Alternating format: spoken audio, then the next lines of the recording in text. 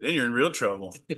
All right, we are unmuted and I think good to go. Well, I didn't even set my email. Okay, let's call the Budget Committee meeting to order at 6:30 PM on Tuesday, May 19th, 2026. Roll call, please. Counselor Funderburk, Here. Counselor Duffoff, Here. Counselor Katie McMillan is excused. Counselor Smith, Here. Counselor Dennis McMillan, Here. Counselor McLean, Here. Mayor Sipe, Here. Committee Member Cotterill, Committee Member Zittercobb, Committee Member Simmons, Committee Member Cahill. Committee Member Pratt did indicate that she would be joining via Zoom, so I suspect that she will shortly. We'll give her time to connect. And then Committee Member Osorio.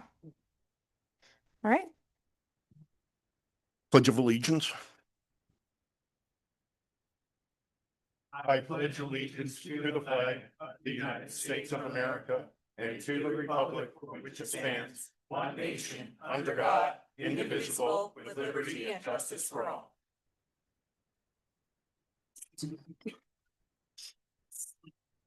So Swift chairs. on to item number 4, approval of the agenda. I guess I'm looking for a motion to approve agenda. Mr. Chairman, I'd like to make a motion. We approve the agenda as presented. I'll second that motion.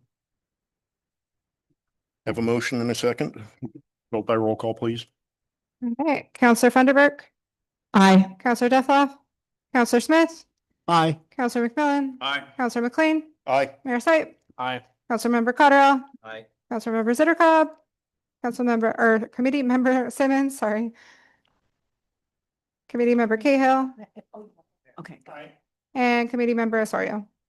Aye. Item number 5, election of a chairperson.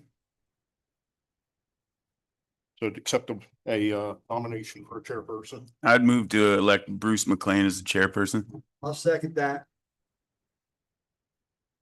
We have a nomination in a second. Roll call, please. Hold on. Counselor Funderburk. Aye. Counselor Duffoff, Aye.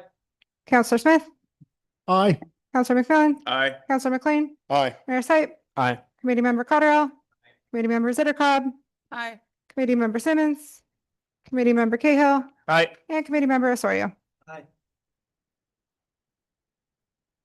Item number 6, public comment. Thank you, Chief. On to item number 7, consent agenda. Can we take these together or do we have to take them separately? You can take them as one.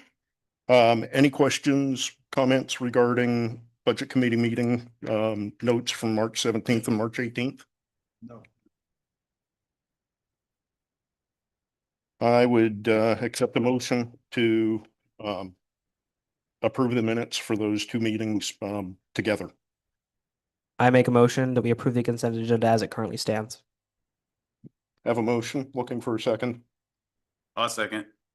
We have a motion and a second. Roll call. Counselor Funderburk. Aye. Counselor Duffoff, Aye. Counselor Smith, Aye. Counselor McMillan, Aye. Counselor McLean, Aye. Mayor Sipe, Aye. Committee Member Cotterill, Committee Member Zittercobb, Aye. Committee Member Simmons, Committee Member Cahill, Aye. and Committee Member Osorio. Aye.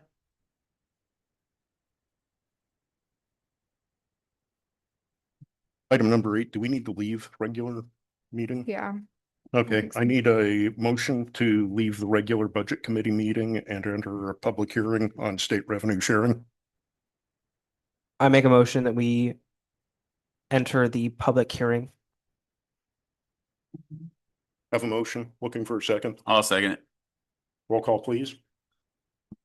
Counselor Funderburk. Aye. Counselor Duffoff, Aye. Counselor Smith, Aye. Counselor McMillan, Aye. Counselor McLean, Aye. Mayor Sipe, Aye. Committee Member Cotterill, Aye. Committee Member Zittercobb, Aye. Committee Member Simmons, Aye. Committee Member Cahill, Aye. Committee Member Osorio.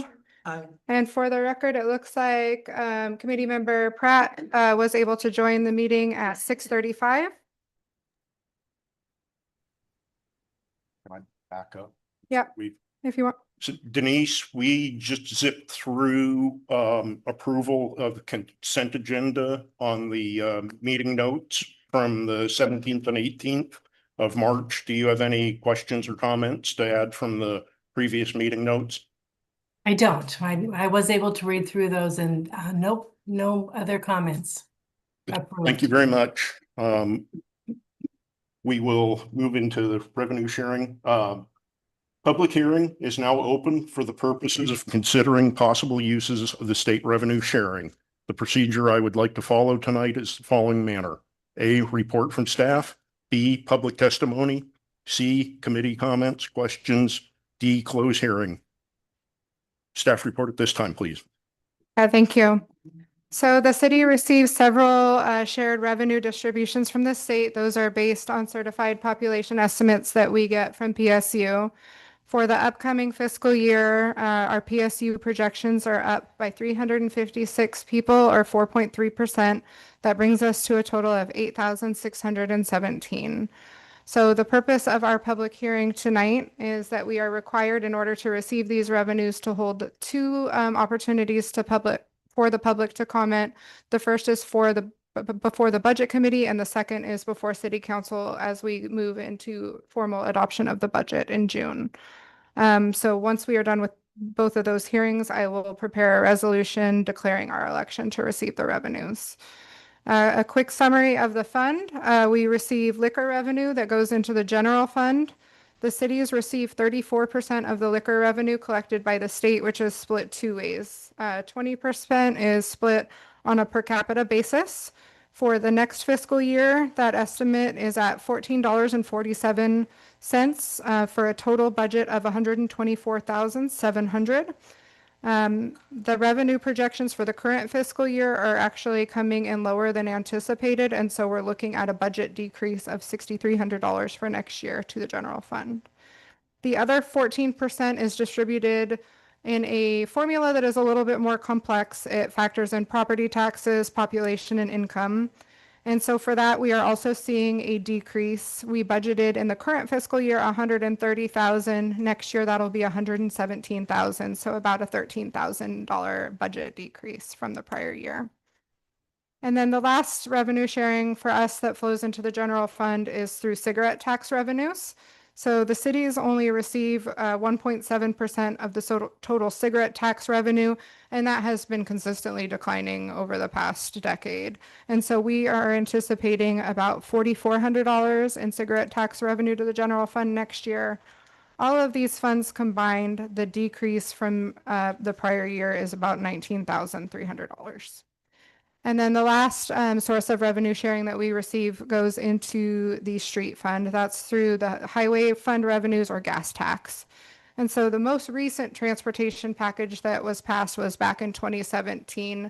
That did a 7-year tiered increase. So we've seen the full increase there. For that tax, we're really expecting it to remain relatively flat. We'll see a slight decrease of about $7,000 in the next fiscal year. That is all I have for staff report. Thank you for that report. Excuse me. Does anybody wish to testify regarding revenue sharing? Seeing nobody, any committee comments or questions? If there's no further testimony, the public hearing is now closed. I would take a motion to exit public hearing and re-enter the budget committee hearing.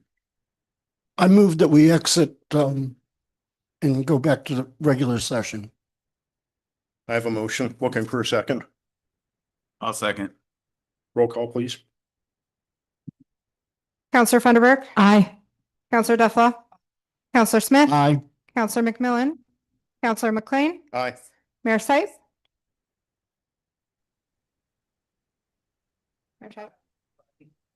Committee Member Cotterill. Committee Member Zittercobb. Aye. Committee Member Simmons. Committee Member Cahill. Aye. Committee Member Pratt. Aye. And Committee Member Osorio. Aye. Okay, on to item 9, why we're here tonight. Item 9.1, presentation of the fiscal year 2026-2027 budget message. Yeah, thank you, Chair. So I won't read everything that I included in the message there for you, but I'll make some highlights.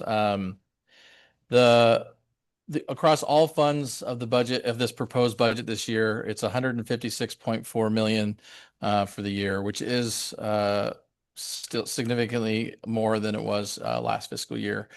The increase is almost exclusively due to major infrastructure and capital investment projects, including the police station project and major improvements or plan improvements continuing with our water and wastewater infrastructure projects. What's kind of nice and goes further down into the message there is some more investments into parks and recreation amenities, including our investment into our first South Hill Park, Oriole Park up there. We anticipate that or hope that will be opening by the end of this summer or early in the fall. Umatilla continues to be one of the fastest growing communities in all of Oregon. So for all cities over 2,500 in population, we are the 9th fastest growing city in the state. We are the fastest growing city in Umatilla County. Our friends just to the west of us in Boardman are there at number 3. What that really means for us as out of 241 cities throughout the state, we're kind of a little bit unique than everybody else as we're managing growth here. And in the recent years, we've adopted several of our master plans, and that's where this proposed budget is mostly based off of. We have our water and wastewater master planning documents, our park master planning documents, our transportation system plan, as well as several other plans. And that's where the proposal came from, the initial proposal from staff when you met previously, and what is here in this budget. A lot of this budget reflects those investments into not only the infrastructure, but also into public safety, recreation and tourism, economic development, and housing support. And one of the ways in which we have housing, we have continued on our 8th Street infrastructure project. We have received grant funds for that as well. One of the other things that this budget also does really well is we continue to grow and increase our reserves.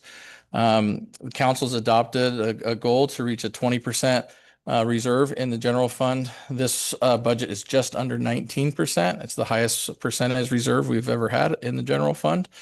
We anticipate the next fiscal year we might be able to actually reach that 20% goal, which compared to our peers, I believe that's going to put us in the top tier as far as a very healthy reserve in the general fund.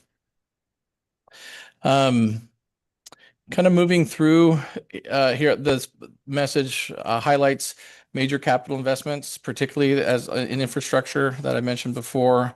We talked about police station as well. That project we hope to, towards the end of this upcoming fiscal year, our police will be moving into that new building, and then they'll be doing the kind of the following fiscal year, we'll be finishing up with parking lot and other kinds of improvements. But we anticipate by the end of next fiscal year, we hope to be able to be sort of the soft open, if you will, into that building, but full completion summer of 27. Perhaps one of the things that I think that I know we're excited about, that I think other of our partners in the city are excited about, is an update in our distribution of enterprise zone funds, sharing with some of our special taxing districts. We know that the amount that we're able to share is not necessarily what was specifically requested or in the amounts that were requested. But really for the first time, there's a significant amount of funds being shared with some of our other districts here. Transportation infrastructure this year is going to be front and center. We have in this proposed budget planning for the initial or early design work for phase 2 of the Power Line Road Improvement Project, which is the roundabout at Highway 730 and Power Line. We also have grants and other things pending for phase 3, which is going to take from there all the way up to the project we just completed this year, which is phase 1, which is the south side of Jefferson Street. But this budget will complete, hopefully, be able to complete that design so that we are stationed pretty well to be able to go after this next legislative session to ask for state direct appropriations for that project if we can, as well as continue to look for federal appropriations through funds that might be available. So because we anticipate having by the end of third quarter or beginning of fourth quarter of the fiscal year next year, this design significantly further ahead. We hope that will get us sort of shovel ready as we go for construction funding.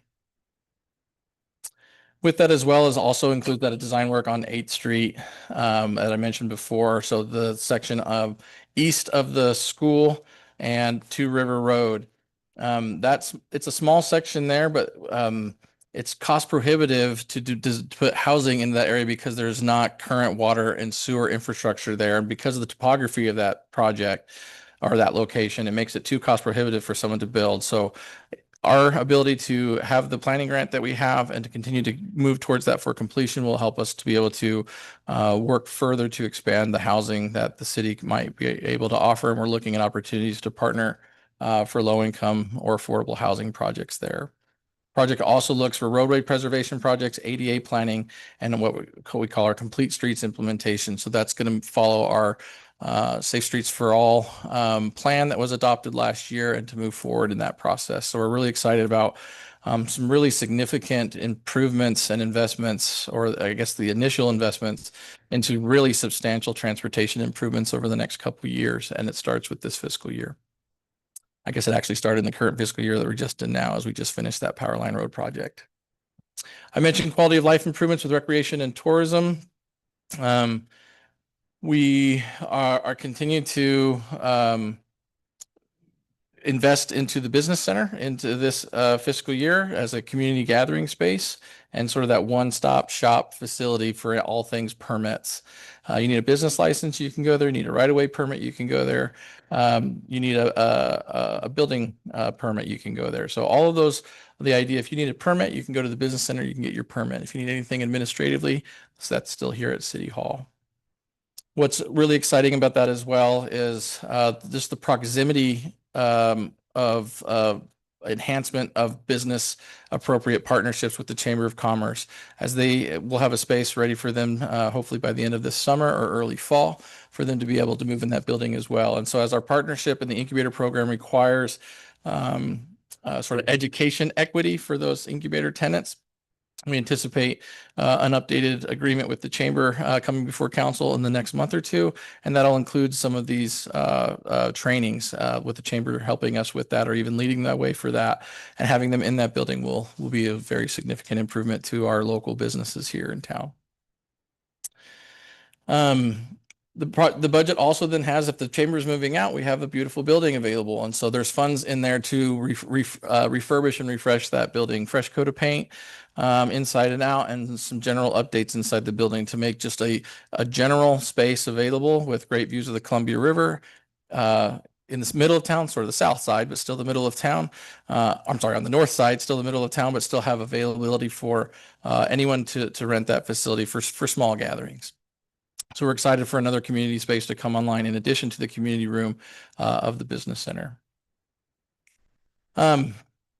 The city has, for the last several years, made strong investments into businesses, particularly with our downtown facade grant and our local business grant programs. That's going to continue here as well. One of the things that's in your proposed budget that we talked about very briefly, but I wanted to be sure to highlight here, is there's a $100,000 placeholder in this proposed budget to consider the creation of an all-new facilities grant that would invest in early childhood development facilities like licensed daycares or preschools, or through partnerships with organizations like the Boys and Girls Club or other. And this is based upon the council workshop that we did in February. We talked about this program. At the moment, it's called Upstream. That could change, but the idea of looking at ways in which we might be able to partner outside of traditional library and recreation services and things like that, with opportunities for folks to bring in. There's not a licensed daycare here in town, and so looking to bring one in would be terrific amenity added to the community, as well as other before and after school and summer programs and partnerships with nonprofits or other NGOs.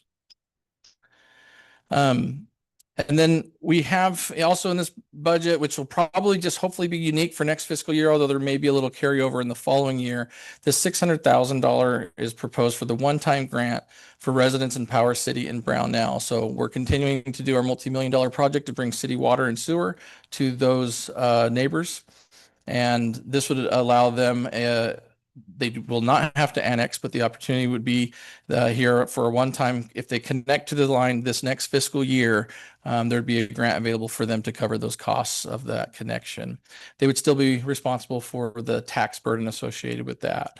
So they would be issued a 1099. So all in all, business grants, community grants, the city is offering more, at least $1.1 million in grant funds back to the community this year. And we're very excited about that. General services and investments are in this budget as well. General capacity and operational improvements, investments in technology are there. Some other things that are unique to this budget is adding a new position for a code enforcement officer. Right now we have one. Since the community has grown since almost a little less than 20% since 2020, the addition of a new community code enforcement officer seems highly necessary and very appropriate. And it's here proposed for you in this budget. It also includes, as staff numbers grow, to continue to invest and expand our human resources department and administrative programs. We also have a brand new water treatment facility this year to treat surface water. This first phase between now and 2037 is for initial industrial use. As we continue to work towards the implementation of our water master plan, by 2037, we'll be ready to treat that water for domestic use as well.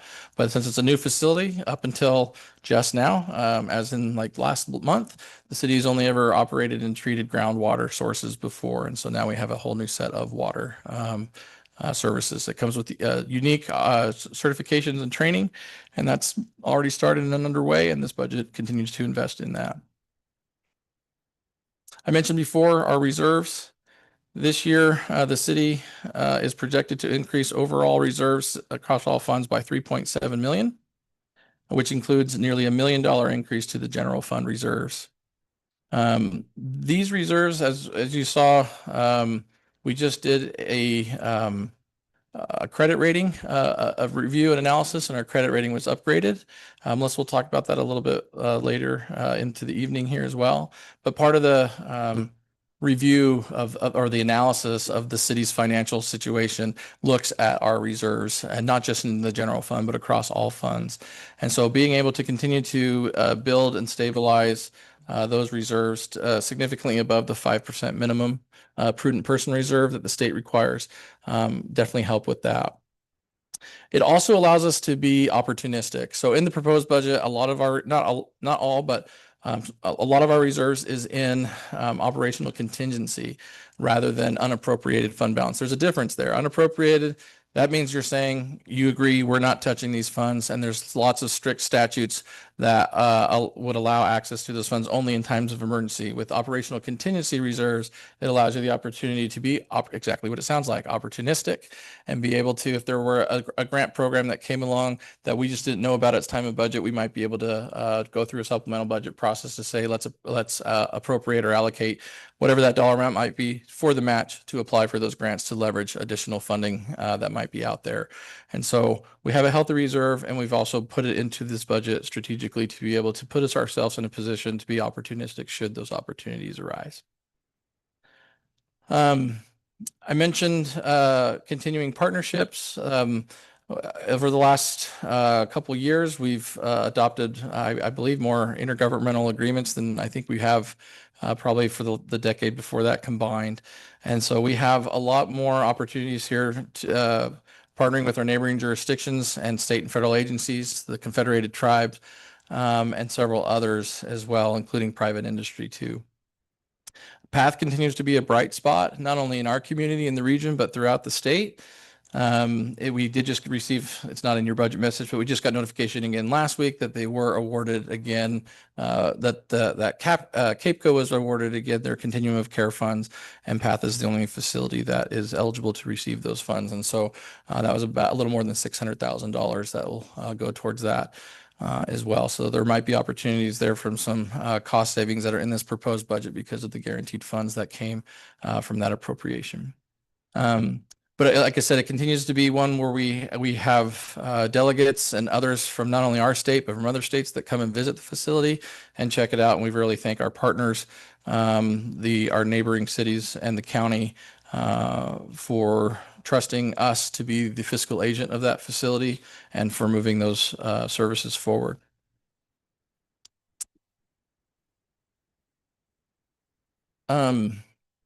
As I mentioned before, the proposed budget includes appropriations of $250,000 along with approximately $84,000 in in-kind contributions to support operations and staffing with the fire district and to help ensure that residents continue receiving high quality emergency response services they rely upon.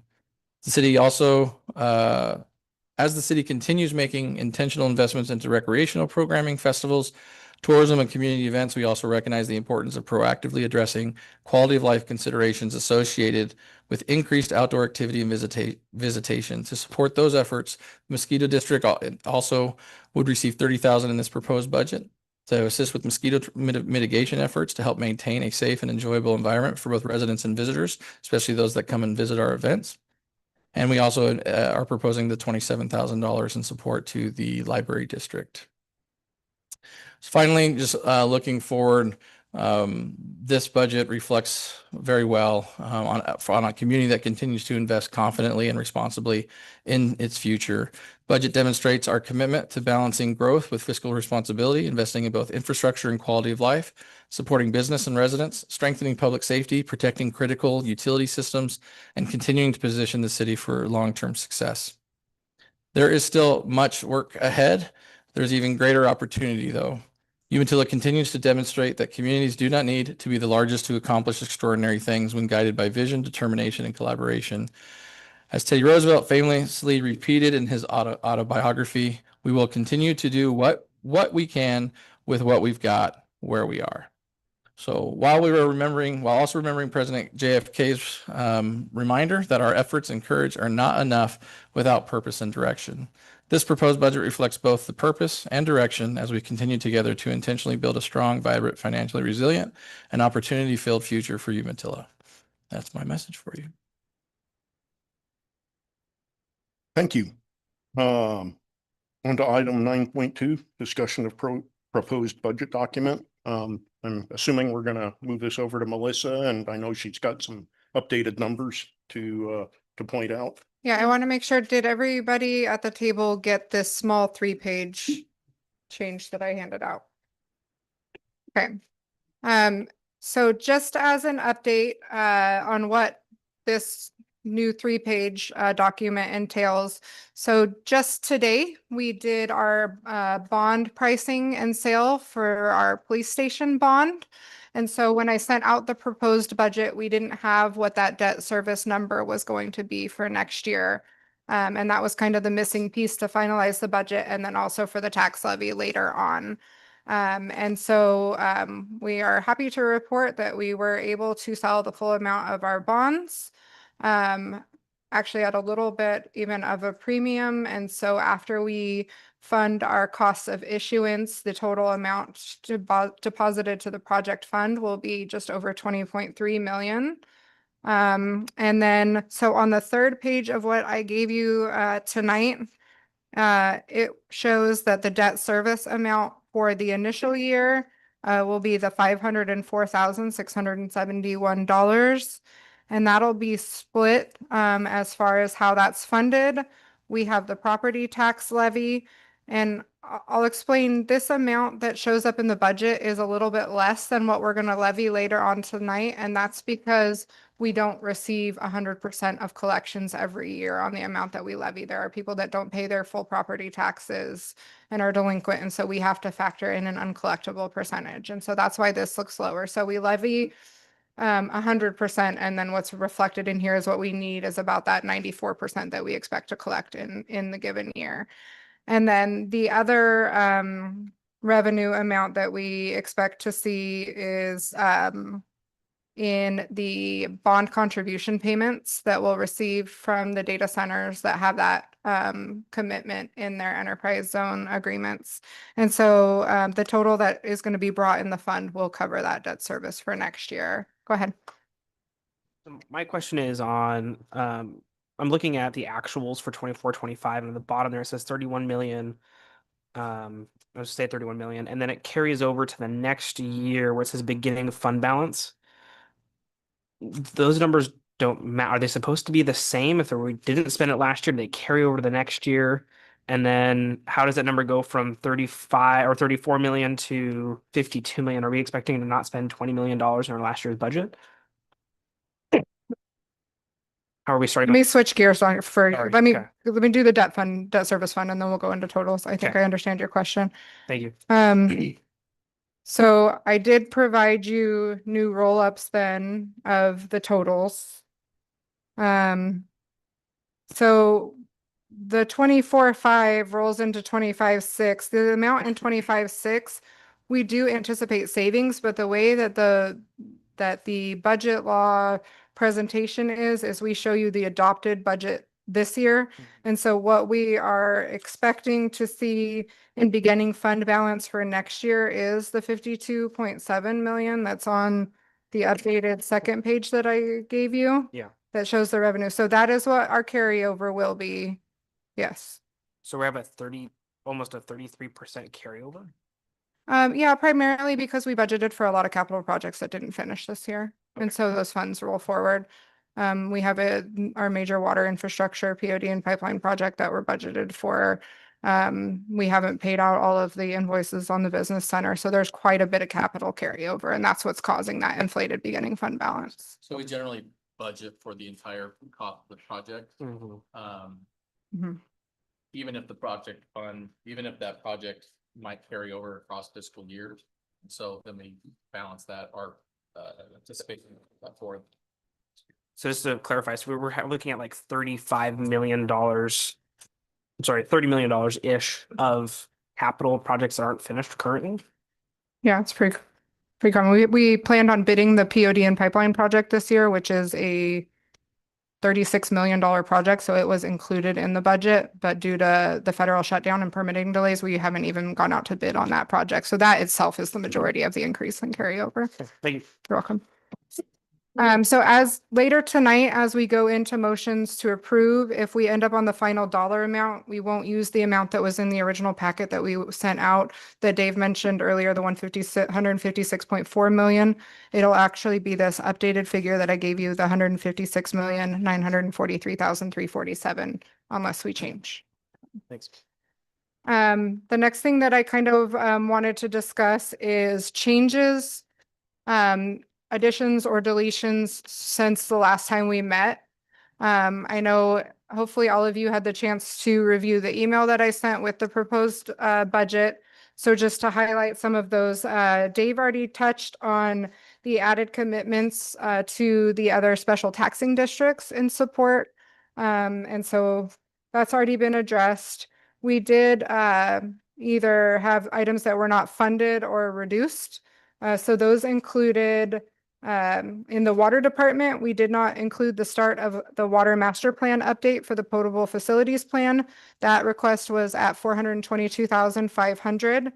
We are adding that to our urban renewal plan eligible project list prior to final adoption of that to go to the city council so that we can fund that project that way. Our water fund is our fund that is the tightest as far as reserves and capacity. And so we feel like it would be good to take that burden off the water fund and fund that with urban renewal dollars. The sewer department had quite a bit of large capital equipment requests this year. And we were not able to fund the sewer camera truck and still hit what we wanted to transfer to reserve. And so we decided to put 300,000 of that into capital reserve and make that purchase in the following year if funding allows, just to make sure that we kept those reserves healthy. As far as shared public works equipment, we did not fund the vacuum trailer. For the recreation department, we did not fund the direct to garment t-shirt printer. That was 19,000.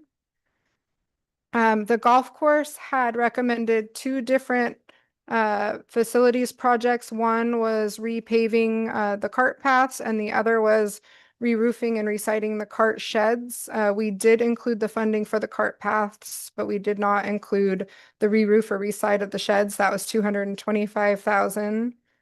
And then out of the personnel requests that were discussed, we did not fund the planning technician, which was an estimated cost of about 120,000.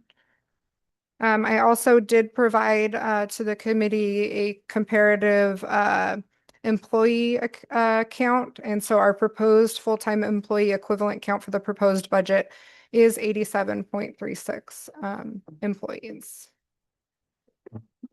As we move through the budget and address questions tonight, I do know that we have either some potential or actual conflicts. And so it's my recommendation that we handle this similar to what we did last year and take the sections of the budget that we know there are conflicts and kind of address them one by one. And once we make it through those, then we can take the rest of the budget in its entirety, if that's okay with everybody. So the first item that I am aware of is a stipend conflict. So at this time, I will provide the city councilors an opportunity to declare conflict on stipends.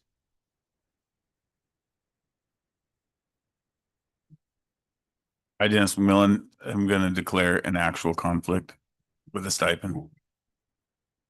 I, Darren Duploth, am going to declare a conflict with the stipend. I, Corinne Vanderberg, am going to declare conflict with the stipend. I, Bruce McLean, will declare an actual conflict with regard to the stipend. I, Lyle Smith, will declare an actual conflict with the stipend. I, Caden Sight, refuse the stipend. However, I will still ask for a oh my gosh, I just lost the word. An actual conflict. Thank you. Thank you.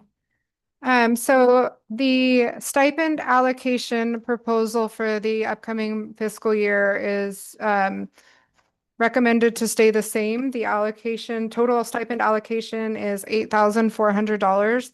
That is a component of the mayor and council expenses line item that is found on page 54 of the document. And so my recommendation is that we receive a motion from the budget committee to approve the stipend allocation of $8,400.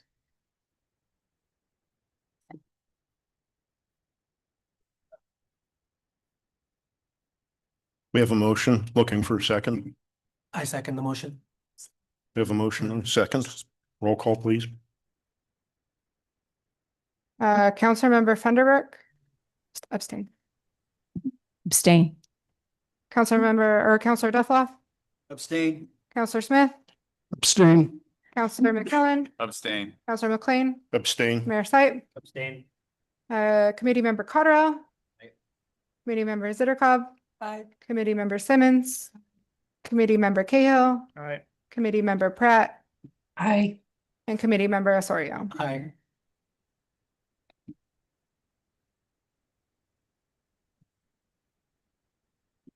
Sorry, guys, bear with me. I'm double duty tonight.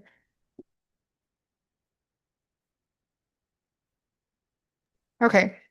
The next section that I have identified. Does that work? That is. So our numbers are still on.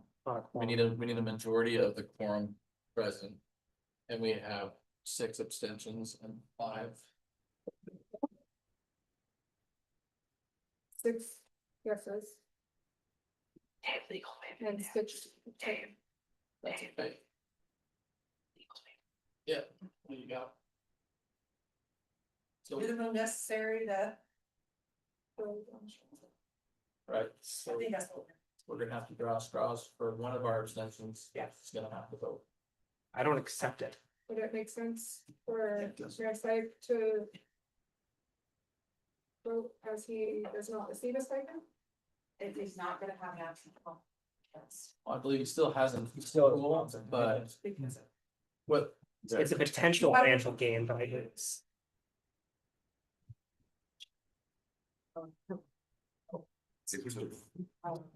what I'd like to do, I'll draw lines, I'll number them 1, 2, 3, 4, 5. Yeah.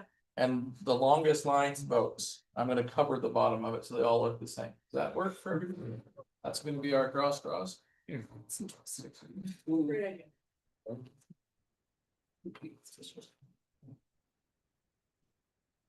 And committee members, the reason we know this is because we just researched all of this, and so.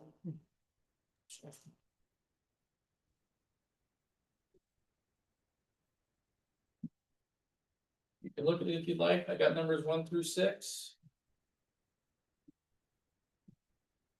Go in order of seats of Oh, whatever, which one would you like? 1, 2, 3, 4, 5, or 6. 1. Okay, Counselor Dufflaw, 4. Counselor Smith, 5. are we doing Mayor Sype in between? Oh, well, he would have been before. I'm sorry, Mayor's Uh, type. 6. And then McMillan 2. and whatever's And left. McLean. Great. So, Longest is number 5, Lyle Smith. okay. Lyle, we'll have you add a vote for the motion on the table for the $8,400 stipend. Aye.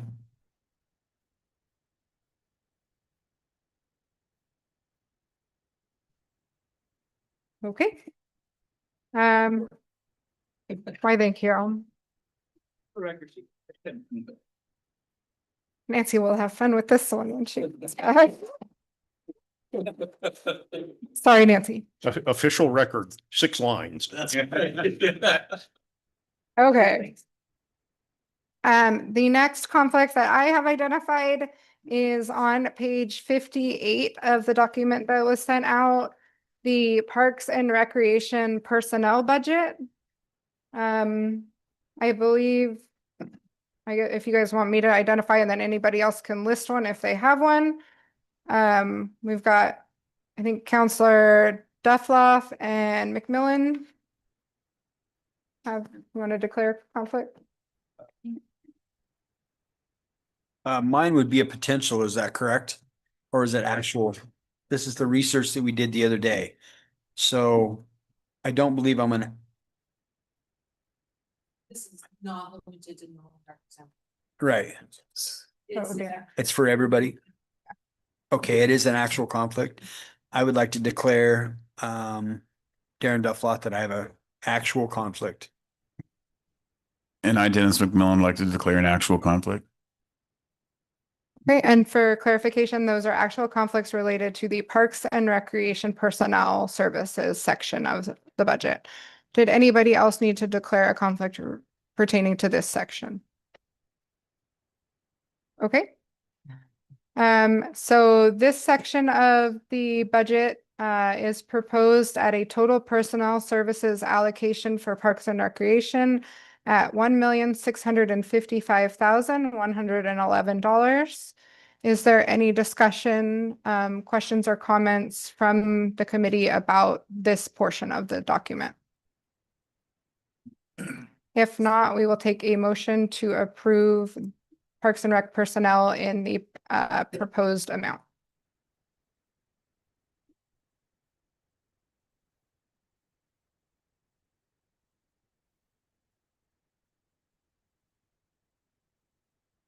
I'd take a, well, I move that we approve that.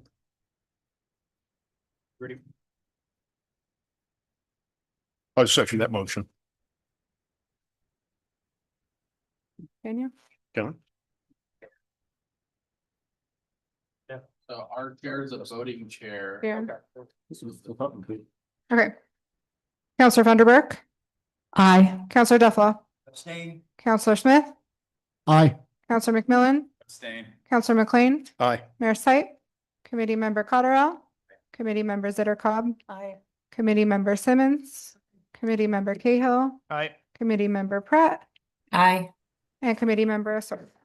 Aye. Okay.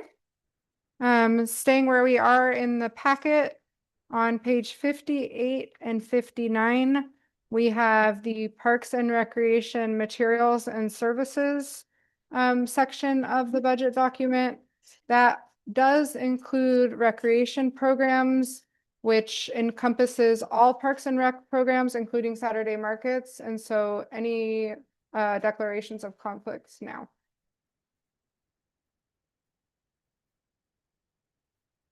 Darren Duffloth, I need to do an actual conflict for this section of the budget.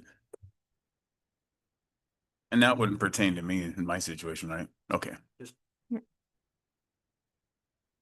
Okay, and so the materials and services section of the budget here is proposed at $806,102. And so I guess just opening any parks and recreation line items up for discussion. This does, there's a couple new line items here, so I guess I'll highlight those. The first we talked about at the last workshop, it was the senior meal program. And so that has its own line item here proposed at 26,000. We did split out, historically cemetery maintenance has kind of been buried in park maintenance. And there was some proposed cemetery maintenance needs to make it easier to track and to make sure we're not spending an abundance of our parks budget on cemetery or vice versa, just for ease of tracking. We did create our own cemetery line this year. And so if there are any other questions, we're happy to answer those now. And then when we're done with the discussion, we can take a motion on this side.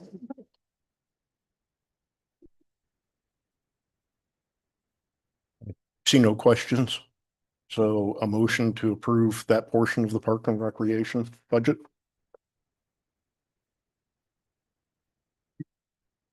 I'd like to make a motion. We approve the materials and services totals. I'll second that motion. We have a motion and a second. Roll call, please. Counselor Funderburk. Aye. Counselor Dufflaw. Counselor Smith. Aye. Counselor McMillan. Aye. Counselor McLean. Aye. Mayor Sipe. Committee Member Cotterell. Committee Member Zittercobb. Committee Member Simmons. Committee Member Cahill. Aye. Committee Member Pratt. Aye. And Committee Member Osorio. Aye. Okay. The next item I've identified, if we can flip to pages 81 and 82. Let me get there. So these pages address the library fund proposed budget. And so I'd like to break library personnel services apart and allow opportunity to comment on conflicts for the library services. I, Lyle Smith, have a actual conflict. Okay,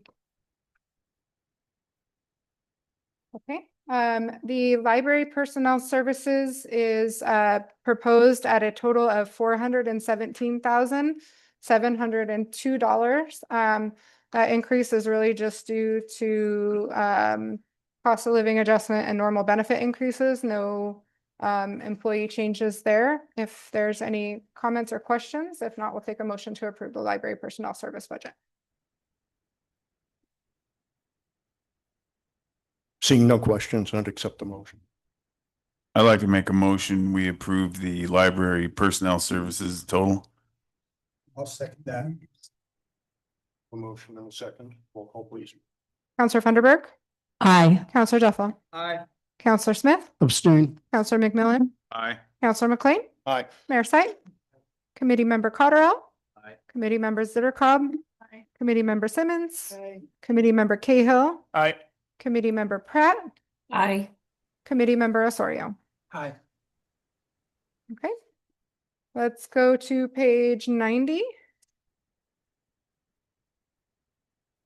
And 91. So this addresses the transient room tax fund proposed budget. In the materials and services section, there are the allocation for the Rock the Locks and Landing Day Festival budget. And so we will provide an opportunity at this time to declare any conflicts on that section. I'd like to declare a potential conflict for this, please. Aaron Duffloff, by the way. For the records. Okay. All right. There were not any changes to the proposed festival budget since the last time we met, with the exception of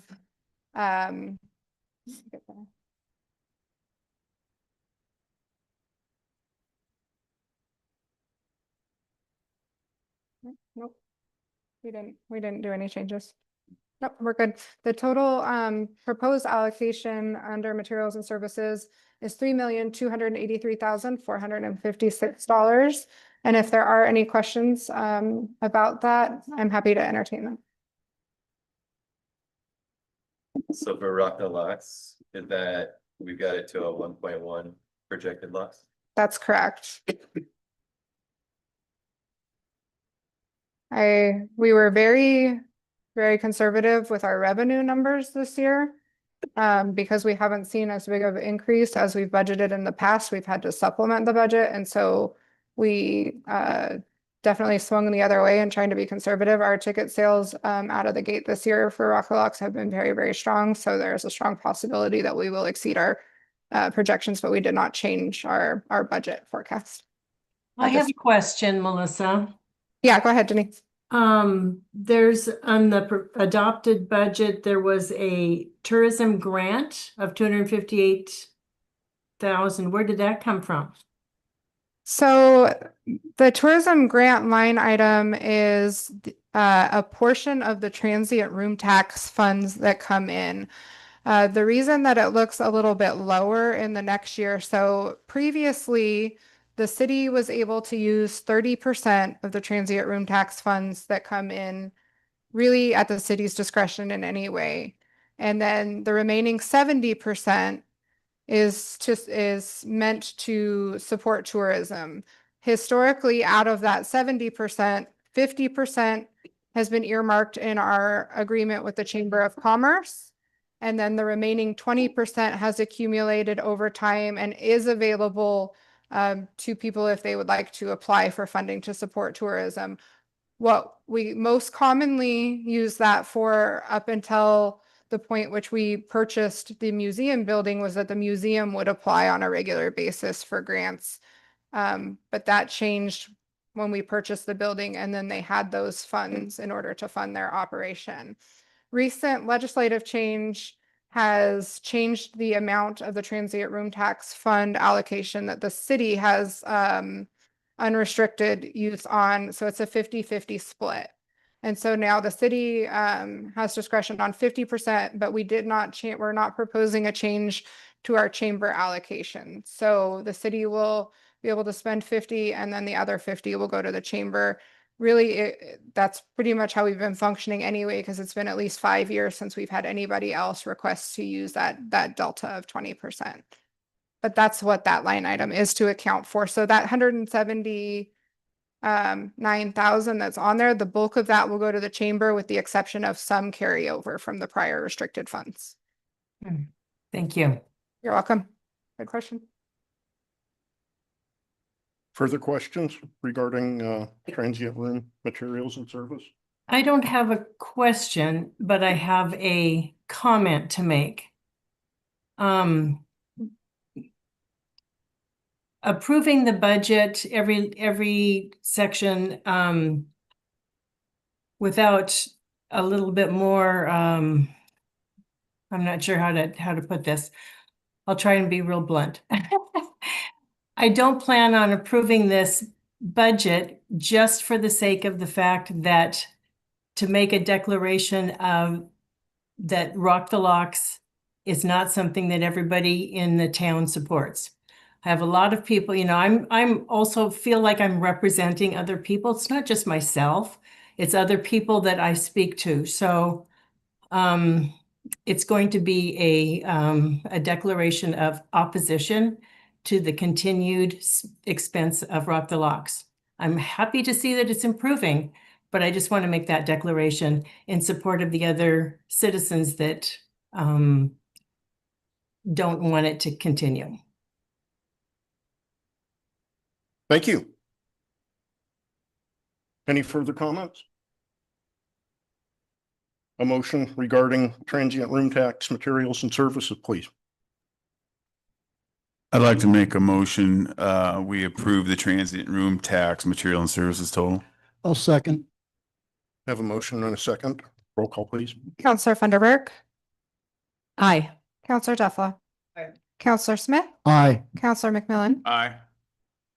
Did you, Because I have a. oh, potential, okay. You're right, I'm just tracking. Get it safe. They do have a contract. remaining. It's a potential. You have, Next year's landing days, not this year's landing. there's carryover. It's at the end of June. Council?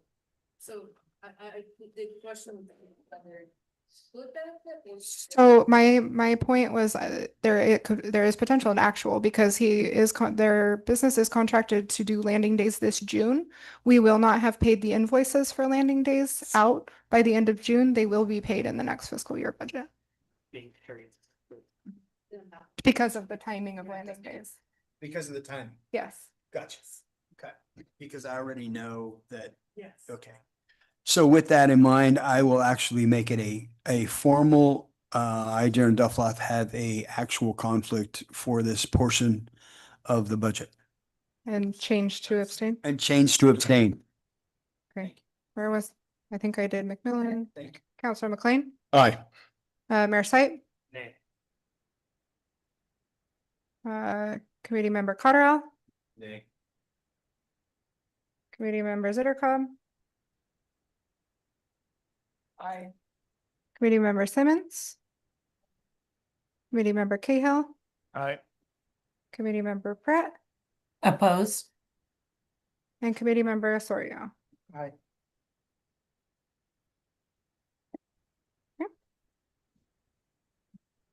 Are there any other potential or actual conflicts that we need to declare? Yeah. Let's go to page, sorry, Bruce. We got a long list. Let's go to page 55.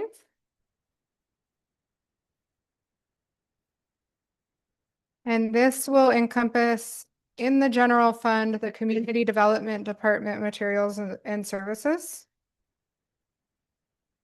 Go ahead.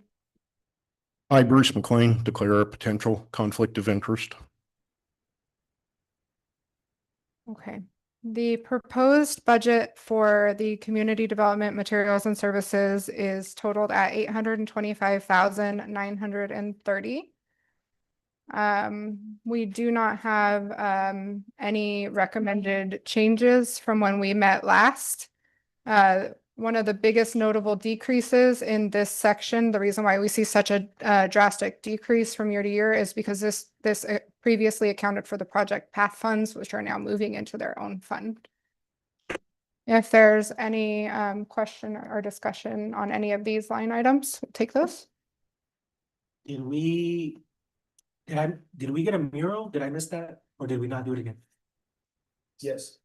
Yeah. We got one on the side. That was paid out of the mural line item, not the, Correct. We paid for that out of the mural line item. okay. And so that's why we decreased the amount of the allocation next year. We paid out some of the funds and we rolled forward what we anticipated to be remaining in that grant program.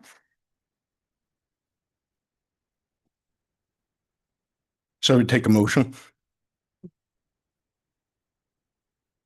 I'd like to make a motion. We approve the community development materials and services total. I second that. Counselor Funderburk, Aye. Counselor Duffla, Counselor Smith, Aye. Counselor McMillan. Aye. Counselor McLean. Aye. Mayor Sipe. Committee Member Cotterill. Aye. Committee Member Zittercobb. Committee Member Simmons. Committee Member Cahill. Aye. Committee Member Pratt. Aye. And Committee Member Osorio. Aye. Any other conflicts? We got through the sausage making part. Yeah, Yes. that was a lot. Okay, so we're gonna back up.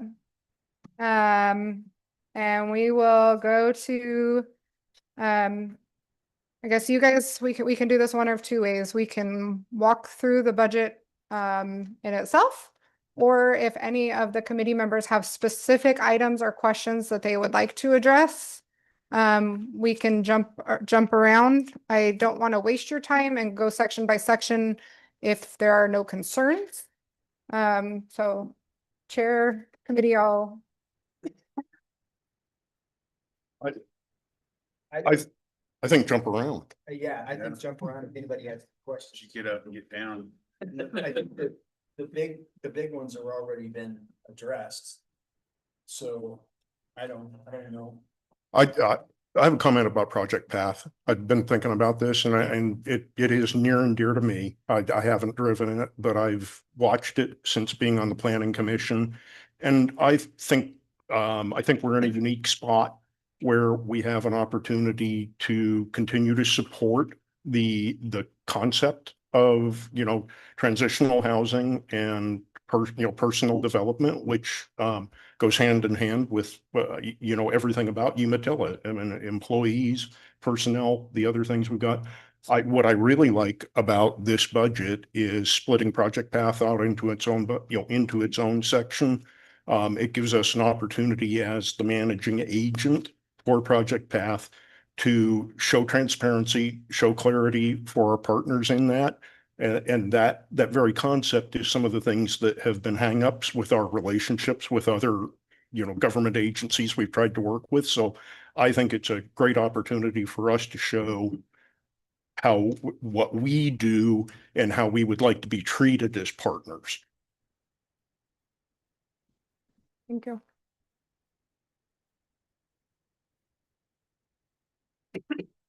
Other questions, comments? I do have a question. I do have a question regarding the water treatment. Are we putting sufficient enough funds to supplement in the future? I know that that's a huge thing as our community grows. Are we doing what we need to do to keep an eye on that? Counselor, are you referring to water, wastewater? Wastewater specifically. So our wastewater fund has been very healthy, given that city council has supported the recommended rate increases that were called out in our rate study. Okay. It has been several years since we've done a rate study. Our growth has exceeded what the rate study projected, but we have done well, even in periods where inflation exceeded the rate study. Council was supportive of accounting for that inflation. Once we are a little bit further down the path for the potable surface water plan, I would recommend that we go through another rate study. I think right now it would be a little premature because we don't know all of the assumptions for that. But our sewer reserves are very healthy. If anything gives me pause in the budget, it's the water reserves. Right. That's not uncommon for a municipality our size. It's harder for us to build reserves and keep rates affordable when we're a city that has less users to spread that cost among. We have been very intentional about passing along development costs, especially related to our industrial customers, to those customers so that we're not putting any additional burden on our residential customers. But for many, many, many years until we saw this growth start, there was a lot of deferred maintenance. And so I will continue to stress the importance of annual regular rate evaluations as we move forward. I feel comfortable where we're at in this budget, but we need to continue on the path that we're on. And that's kind of why I brought it up, because it seems like every time we do our tour, we always talk about added future issues, concerns with the wastewater treatment plant. I just don't want us to be in a situation as some of the other communities that are kind of getting to their max of their capacity. And so with that, I want to make sure that we're on the right path going forward with that. That's all. Yeah, I want to piggyback on that. I really am concerned about this. This is something that we've talked about where we needed a new auger for, it was a $3 million auger when I first became mayor. And Right. I still don't think that's gotten done. Right. And so that's my concern is, where are we actually going to keep up? And especially if we're talking about increasing our housing developments, if Right. the population continues to grow, what are we going to be doing? Yeah, yeah. So I'll start the answer. I'll let Melissa sort of bring it home. So we are implementing our wastewater master plan, which includes improvements to the sewer plant, to the water treatment facility, to the wastewater treatment plant. You mentioned new aerators, drying beds. We now have new presses and things like that that are scheduled in that plan. But we have in this budget in our sewer capital reserve fund, that's where we have those improvements scheduled that are there. So there's a couple things that are set up with Oregon Health Authority, DEQ, as we work with them that are regulators of our wastewater treatment facility. There are certain thresholds when you cross, then it's time to implement and expand for capacity. So once you hit 80% capacity of your wastewater treatment facility, then you are essentially on the clock to make those improvements to drop that down below that 80% threshold. And so we have just hit that, just at that 80% just now. And so this budget has those in our sewer fund capital reserves to start making those improvements. I don't know, Melissa, you want to drill down on that a little more? Yeah, so we've been working on the design work of the first phase of capacity improvements for about the last year. And so last year, when you guys approved the budget, you already approved design funds, and the city did have enough cash in reserve to fund design without taking out any loans. We do already have secured funding for the construction portion. We have secured a loan through DEQ's Clean Water State Revolving Loan Fund. And so that is how we're going to pay. On page 96, there is the wastewater treatment plant capacity improvement, and that's listed next year at the 11.4 remaining million. There is a portion of that is carrying over to finish design and then the construction. And we have actually already gone out to bid. There's a couple items that have really long lead times. And so we have already done the beginning work on early procurement. Very good. Got a question. Page 63, the police fund. The what? The police. Okay, go ahead. The question here is more about dispatch. So 2023, 2024, we saw large rate increases. This year was pretty minuscule. Is that the county's new direction, or is that just we're trying to get stopped around? No, so the dispatch advisory committee got together pretty late in the year, when the county, was already, they start their budget process quite a bit earlier than the cities do. It was nice that county finance was involved in the discussion this year. It was also just really a status quo budget, as their finance director was also retiring at the same time. Go ahead. Yeah, so just to follow up on that, so essentially they started their collaboration effort with all of their partners a little late, and coupled with the large turnover in their finance department, they essentially ran out of time to have those deliberations, discussions, and debates and negotiations as to what those should be. And so the recommendation from their finance department was exactly what Melissa said, a status quo budget with a small inflationary adjustment, and to buy more time, sort of kick the can down the road to have those discussions next year. And so that's what you're seeing here in this budget, is just a very small increase for that with at least at the moment, the communication has been, those discussions will pick up again at the end of this calendar year, and we'll kind of go from there. Thank you. Thank you. Yeah. The next question I have is, we talked previously about tax assessed value within Amazon and server rack quantities and how that changes. Is our current revenue figure for the general fund accounting for that potential, or is that we'll balance that out now? We find to figure out the pattern. Like, what's that look like? No, we have a contact directly in Amazon's tax department that's provided us projections already for next year, and so our property tax forecast already accounts for their depreciation deduction. Perfect. Thank you. I have a question. Go ahead, Denise. First of all, I apologize. I'm in Portland this week, and I left all my papers that I was going to refer to at home in Umatilla. So, but my question is on the complete budget for 24-25 and 23-24, wasn't it considerably more than that? I was thinking it was around $180 million. So I was just wondering why that was different. It's $78 million is what it shows.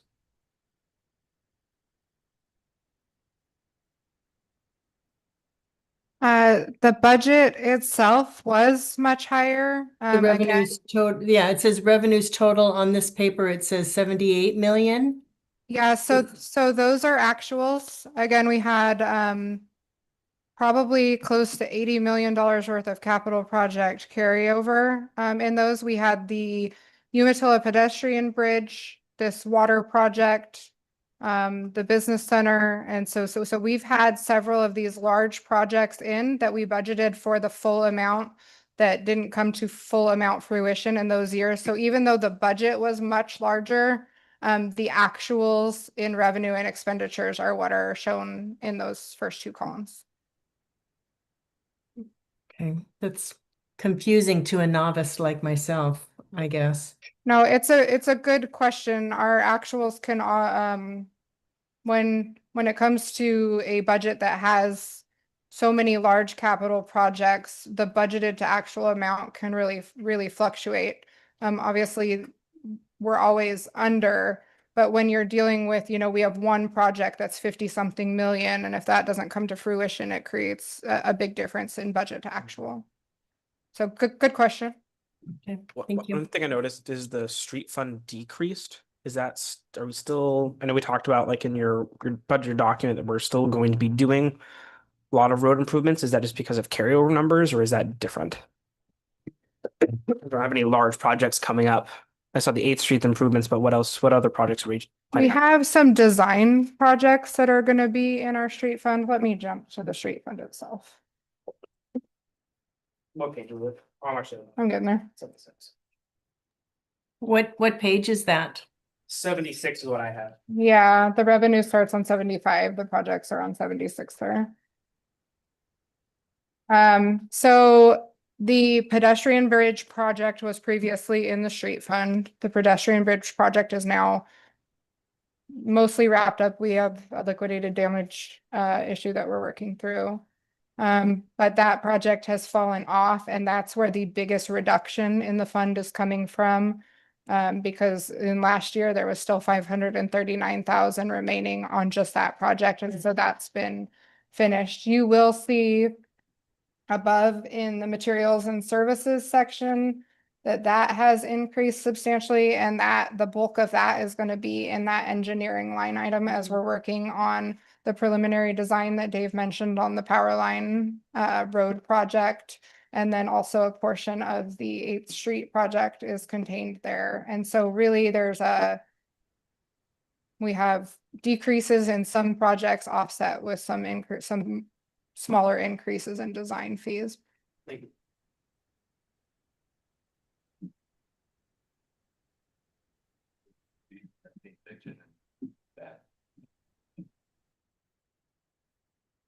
Yes.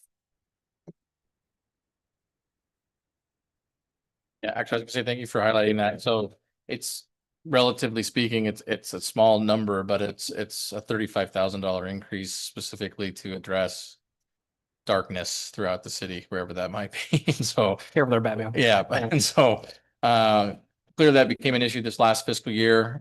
We made a commitment to continue to invest to update those lights and get those done. So we have budget for that this year. I'm looking at 78, the beginning fund total balance for the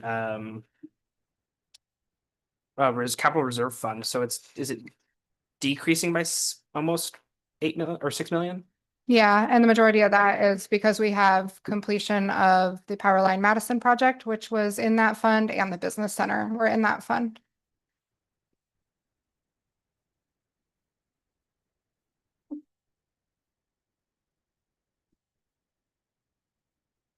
What park repairs are we still doing with FEMA?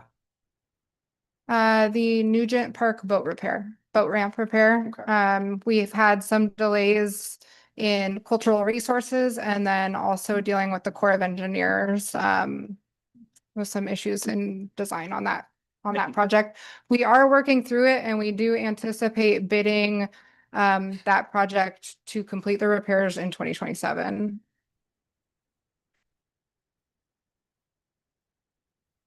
Maybe it's a little bit in the weeds, but probably provide some detail about funding one to refund it. Either you guys can do it.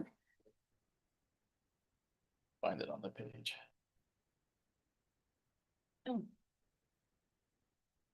Yeah, so we have, it's on page, 79. Yeah, go ahead.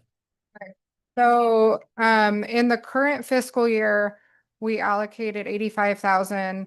We thought that that was going to get us, the 2 large signs for the Marina and Nugent Park, as well as a bulk of our other smaller park identification signs.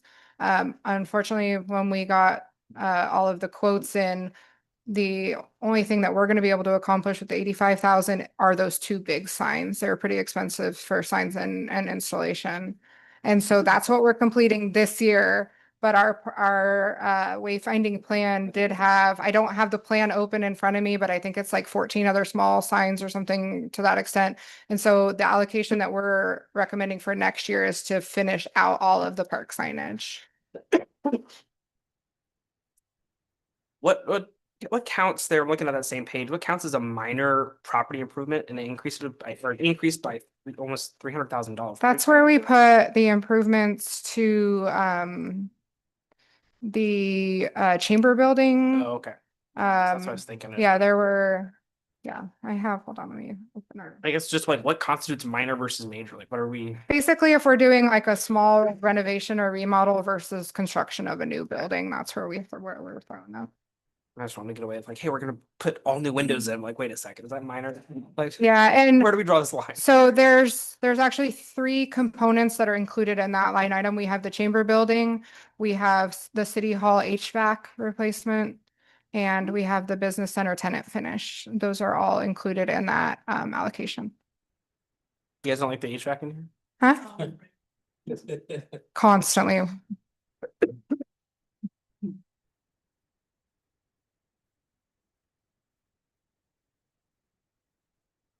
City Hall's almost 20 years old, so the HVAC is lived its life.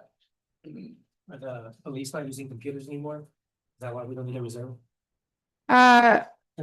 No, so they're on a replacement schedule and they're up to date. The following year, they will, so there's a big bulk of city hall and other staff computers that are going to be replaced this year. And then I know the mobile computers that go in the police vehicles are on schedule for the following year. So you'll see a flip flop in computer allocation in the following year. Yeah, and they're not. Just, I know last time we talked about wellness program for the police department. How'd that go? Chief, you want to speak to your wellness program? So, I got the budget this year. I contacted a company that we use for our policies and procedures. It's called Lexipol. They have a little side business that they created what's called the Cortico app for us. So inside that Cortico app, every officer and their significant other has access to it. In there, there's wellness videos, there's peer support programs. I brought on other departments so that we could have a bigger pool of peer support in law enforcement. And then on top of that, I partnered with the Eastern Oregon Trauma Center, which is run out of Pendleton. And that is an office of clinicians that specialize in law enforcement trauma. They have both spousal support, and they have one doctor or one clinician that specializes in children. So I don't see who uses it. I just see the numbers saying it's been used, 75 times this month or something like that. So it's completely anonymous. Is it being used frequently? Yes, very frequently.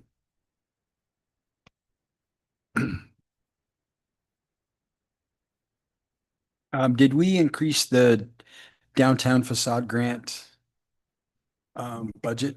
So, After 150,000 or whatever it is. yeah, 2 years ago, we decreased it and saw, then interest spiked again, and so we did a mid-year adjustment. We left the allocation the same for the next proposed year as it is in the current budget.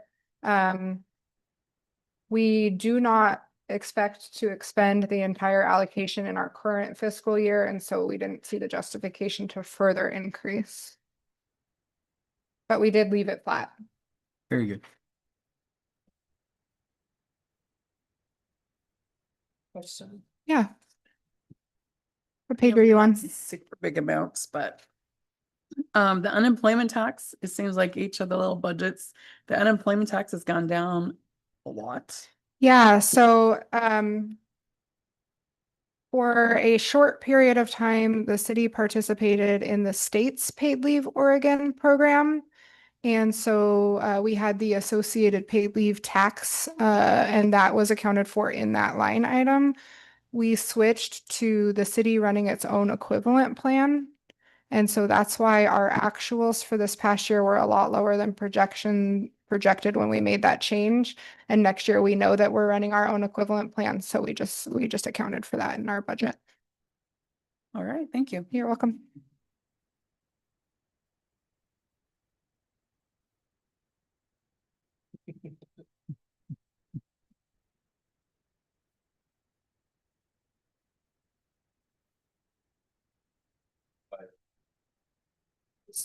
Yeah, so Zach and I met with each of the taxing districts and had interactive discussions, and then provided the opportunity for the taxing districts to submit funding requests. And we received formal requests from the 3 that were included, as well as the Umatilla School District. The Umatilla School District's request is actually being funded out of the current year fiscal budget, and that's why we didn't mention an allocation for next year. We're going to account for that in our final supplemental budget that's coming to council in June. And so the school district in the current fiscal year will receive a $200,000 allocation. The Mosquito District allocation was based on an average that they've spent over several years on the various events. And so that's what we use to calculate that recommendation. The Library District's recommendation, they're wanting to purchase a specific software, and they provided us a schedule of what that costs by year. So that's where that number came from. The Fire District, their request was for 500,000. And then funding to help purchase a ladder truck. We did not have sufficient funding to fund their full request. And so that's when we looked at a $250,000 cash contribution. And then the city and fire district are working together now on coming up with an IGA partnership for the city to help with financial, administrative, and nature services. And that's where we came up with just that estimated in-kind value of the 84,000. Can I quickly ask everybody to use the microphones so I don't ask the same question that's already been asked? Yeah, so thanks. Is that going to be like an annual process then for people to apply and go through that, or? So this was done in correlation with the implementation of our urban renewal plans and how we could offset that. So our intention wasn't to have requests come in annually, but these contribution amounts that are in the budget, we've made recommendations on like duration and so most of, well, these three specifically are set right now to continue each year without having to come back. The fire districts, yeah, IGA is pending. We don't have those in place, but we were here for budget, so we're going back to council. The staff recommendation for the fire was 250,000 for the first 2 years. And then in year 3, that'll go to 265,000 and stay at 265. The difference is in starting in year 3. It would be a 1-to-1 match on any grant or operating levy that the fire district is able to obtain. We are also, I guess we did not mention, offering the city's grant writing consultants to the fire district at the city's expense to help secure this.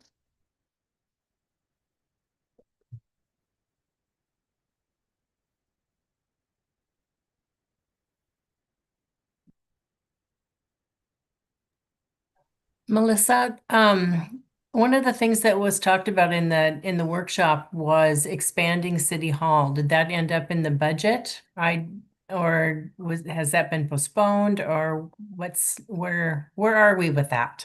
There's design funding allocated in the proposed budget. What page is that on? It is, hold on, let me find it.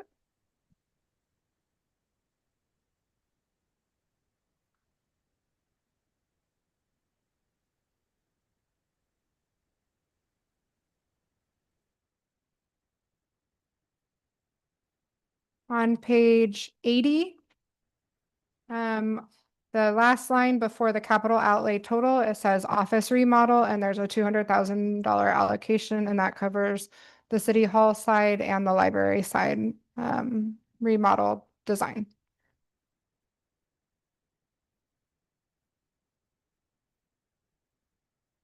Thank you. You're welcome.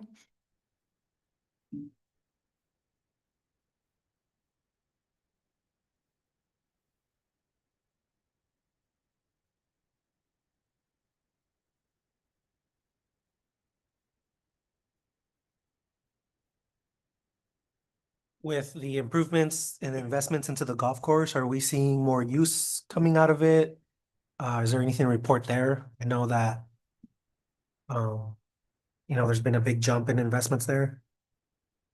Yeah, let me jump here. So we have seen an increase in golf course revenue. I'll let Esmeralda talk more if she would like to. So our 24-5 actuals, they came in higher than what we originally projected. Our 24-5 actuals came in at 834,000. This year, because we didn't have the busy season in when we did the budget, we budgeted more conservatively at 730,000. Now that we've seen what actuals are actually doing, our next year recommended revenue budget for the golf course is actually increased to 915,000. So we are seeing a pretty steady increase in revenue.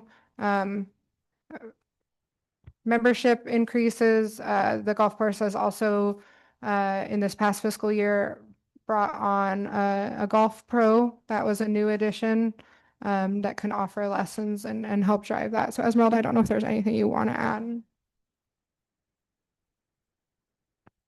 They seem like increased sales of hot dogs. Heck yeah. That doing really good. Aaron's supporting that. Heck yeah, that's what I'm talking about. I don't have that specific drill down data. Actually, I could probably log into 4UP and tell you how many hot dogs. Since this was our, we started it in earlier this year, it'll be on my semi-annual report in July, but I do intend to have the breakdown of it. And surprisingly, to this day, Megan is giving me updates that we're still selling memberships.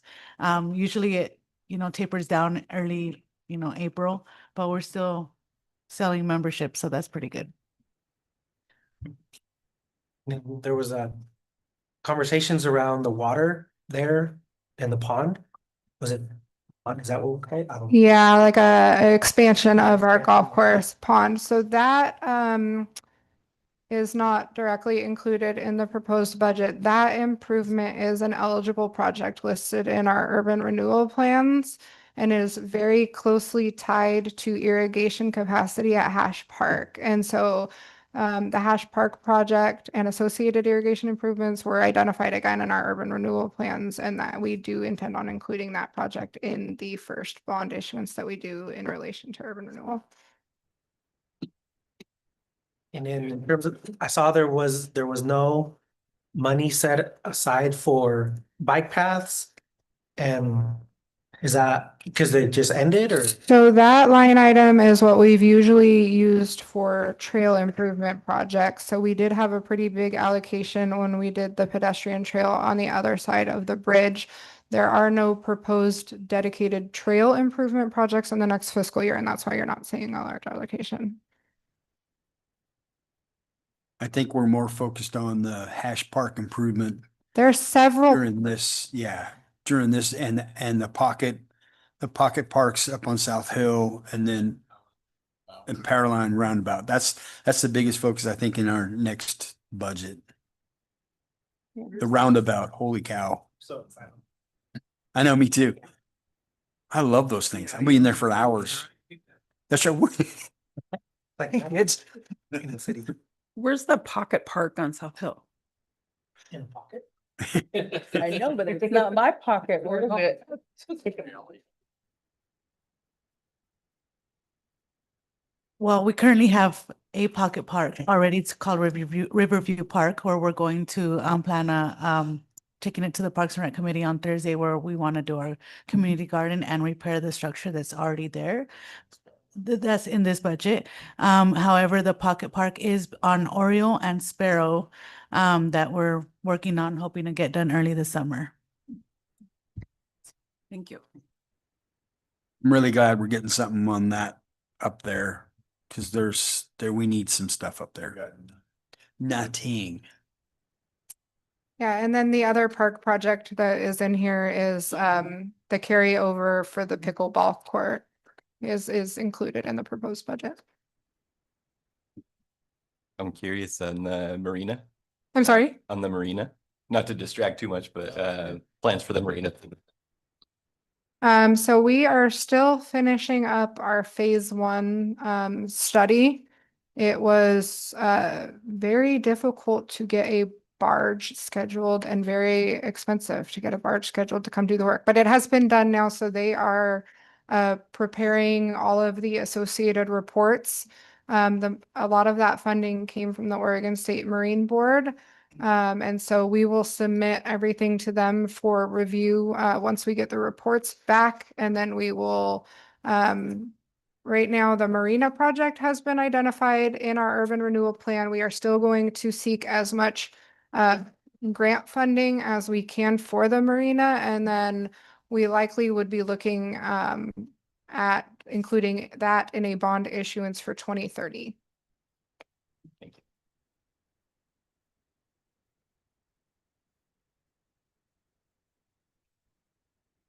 Further questions? Denise, do you have your list covered? I know you said you were kind of picking on this. Yeah. I was just asking if you had your questions. I know you said you were paperless, but you wandered off without your notes. Yes. I've been trying to frantically keep up here or to review it all. There's a lot here. What happened with the discussion about buying a building in McNary? Did that go through? Yes, it did. The city has already made the initial payment on that building, and the remainder is included in the capital reserve fund for next year. So where is that on which page is that on in the budget? It is, hold on.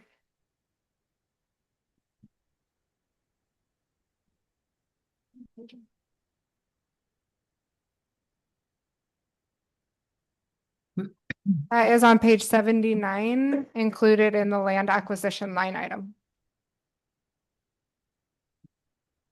And that's about where? On page 79, about 2, 3, 4, 5 or 6 up from the bottom. 6. Okay.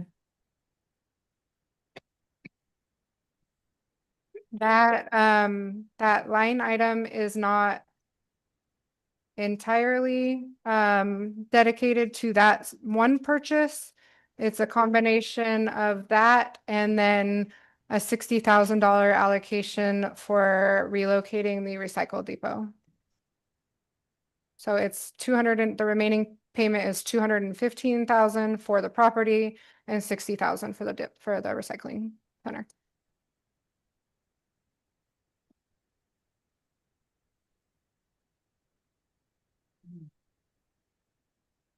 There's, like I said, gave me a headache the other day. Are there funds in the budget for the remediation that needs to happen with that building? No, not in the proposed budget. It only has funds for the acquisition price. That's gonna be.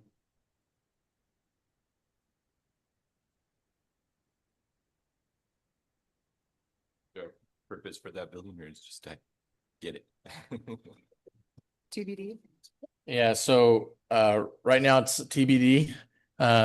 We've identified several potential options. It could be an expansion or a new clubhouse for the golf course, could be expansion as a McNary Community Center, it could be a potential partnership with like Boys and Girls Club or something like that. So all that's still to be determined.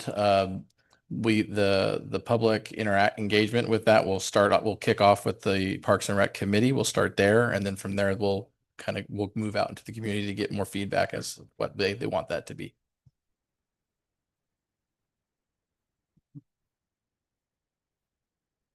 Whatever it will be, it'll be exciting. I was just curious, but Yeah. yeah. Great.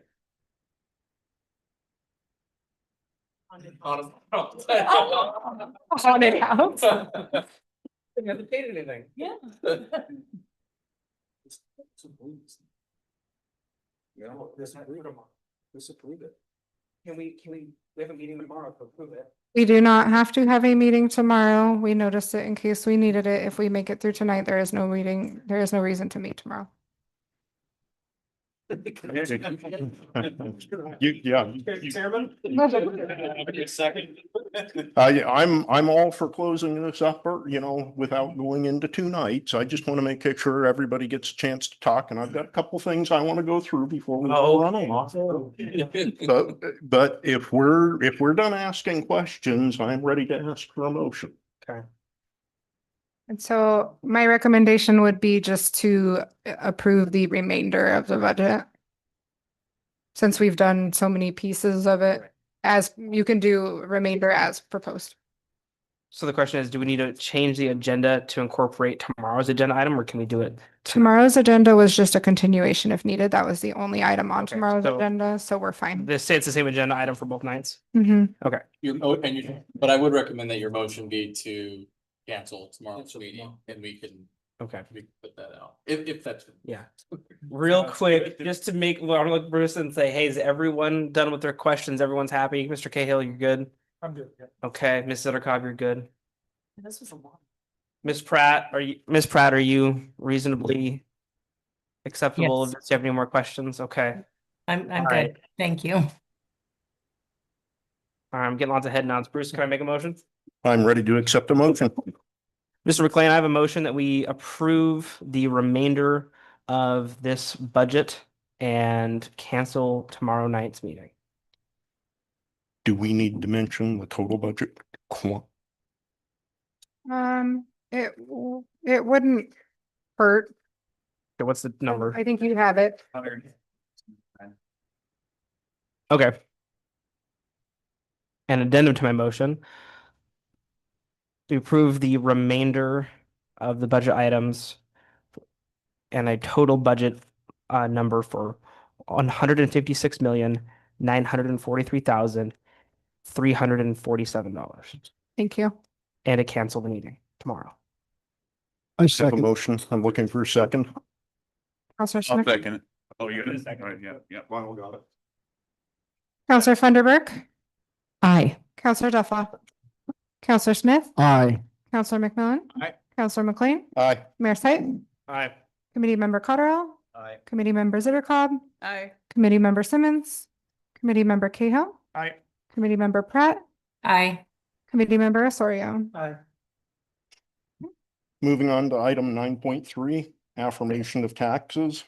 I need a motion to affirm the tax rate for the city of Umatilla at 2.9191 per thousand of taxable value and to levy $357,516 for bonded indebtedness. I move that we affirm the tax rate for the city of Umatilla at 2.991 per thousand. 2.9191. 9191. I'm sorry. This is what I thought I was saying. Per thousand of taxable value and to levy You don't have the amount 257,516. 257,560 for bonded indebtedness. I have a motion. Looking for a second. I'll second that motion. Roll call, please. Counselor Funderburk. Aye. Counselor Duffy. Counselor Smith. Aye. Counselor McMillan. Aye. Counselor McLean. Aye. Mayor Site. Aye. Committee Member Cotterill. Aye. Committee Member Zittercobb. Aye. Committee Member Simmons. Committee Member Cahill. Aye. Committee Member Pratt. Aye. Committee Member Osorio. Aye. Thank you. Now I'm going to go off script, folks. I would be remiss if I didn't recognize the budget committee members that were leaving. Denise, I don't want to put you on the spot, but unless you've changed your plans, I do believe you're planning on leaving the budget committee. Haven't sold the house yet, so I'm still here, but Well, I know you're here, but but highly likely that will be the case. This will be my last year. okay. Well, this is premature then, but I want to personally say I appreciate your point of view on budget items. It's always interesting to hear it and eye-opening, and I've personally appreciated your involvement. For everybody here, I appreciate everybody's involvement. We got to see a little bit of sausage making. That's what happens in rural Eastern Oregon communities where the same 20 people show up at meetings. And, I wish there were more, but you absolutely have to smile and enjoy the people that show up and are involved. And, I'm a little bit weird. Numbers, I like getting involved in numbers, and it's not everybody's cup of tea, and it's difficult, and it's a great big package. And, thank everybody for your involvement. Thanks for the public involvement. Wonderful job by the staff. I can't believe I can't believe how lucky we are to have had the staff we have had and had adult conversations about what's, wants and needs. And I think it's important to, for us to acknowledge people are, going way above and beyond the call of duty and preparing this. Thank you particularly, Dave and Melissa, for preparing this for all of us and walking us through it. With that, I will move on to the last item and ask for a motion to adjourn. Motion to adjourn. I have a motion. I need a second. I'll second. Roll call, please. Counselor Funderburk. Aye. Counselor Duffy. Counselor Smith. Aye. Counselor McMillan. Counselor McLean. Aye. Mayor Site. Committee Member Cotterill. Committee Member Zittercobb. Aye. Committee Member Simmons. Committee Member Cahill. Aye. Committee Member Pratt. Aye. Committee Member Osorio. Aye. Thank you all for your time and service. Thank you. Great job. Makes things. Yeah. Oh, yeah. I missed I know. Yeah.